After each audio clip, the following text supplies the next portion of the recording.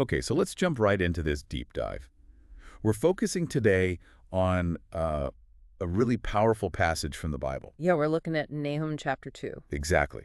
And it's this incredibly intense, almost cinematic account of, well, the destruction of ancient Nineveh, It really doesn't hold back. Straight away, you get this picture of an attacker coming. right, bearing down on Nineveh. And there's this desperate call to the city itself.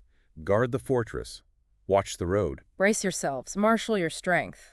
It's urgent, frantic even. But then, almost immediately, there's this fascinating shift, isn't there? A real It, contrast. absolutely. Right after warning Nineveh about this impending doom, the text talks about restoration. Restoration for Jacob, for Israel. Yeah, the Lord restoring their splendor, even though they themselves had been laid waste before. It's this striking juxtaposition, one power falling, another promise renewal. It really sets a unique tone. And then the description of the invaders. Wow, it's incredibly vivid. The details just leap out. Soldiers with red shields, warriors dressed in scarlet. You can almost see it. And the metal on the chariots flashing, the spears, pine spears, it mentions being brandished. It's visually stunning and terrifying. Definitely. And the movement described isn't just an orderly march, it's chaotic. It says they storm through the streets, rush back and forth through the squares. Like flaming torches, darting like lightning. That's not just speed, it's, unpredictable terror, pure panic. Designed to make you feel it. So the city tries to respond, summons troops. They do. They summon their picked troops, but the text says they stumble as they hurry. Stumble. So confusion, maybe fear. Probably both. They rush to the wall, try to get a protective shield set up, but it feels, well, almost too late. Like it's futile against this onslaught, Exactly. And then comes the breaking point. The river gates are opened. which leads to the palace collapsing. Yes. Whether it's a strategic failure, betrayal, or just how the attack unfolds, the result is the same. The very heart of the city gives way, a symbol of total collapse. And the people, their fate is laid out pretty brutally. It is. Exile.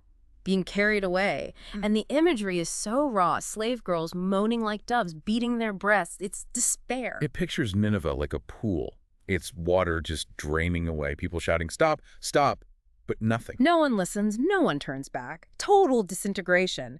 And then the plunder. Ah, yes, all that wealth. Emptied out. Plunder the silver, plunder the gold, it says. An endless supply of treasure. Just gone. Shows that material power wasn't enough, Not at all. And the impact on those left?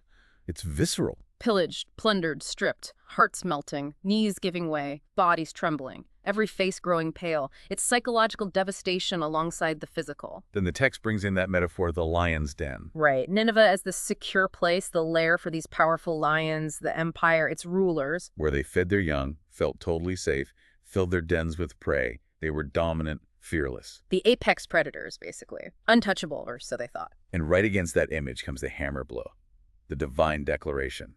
I am against you, declares the Lord Almighty. Stark, direct, ultimate authority confronting earthly power. And the actions threatened are absolute, aren't they? So, burning their chariots, the symbols of their might, the sword devouring their young lions, ending their future, their dynasty. No more prey for them, and silencing their messengers. Which is huge. It's erasing their influence, their voice, their very identity as a power.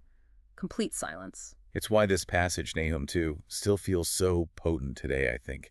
That raw imagery, that finality. What specific detail really stands out to you from this picture? For me, it's probably that combination, the graphic destruction, the palace collapsing, the people's fear, and that final silencing of the lion's messengers. It's the utter removal of power in every sense. Yeah, that's powerful. So thinking about this whole account, it really makes you consider, doesn't it? What does it suggest about how temporary even the greatest earthly power and wealth might be when facing something? Well, something beyond it.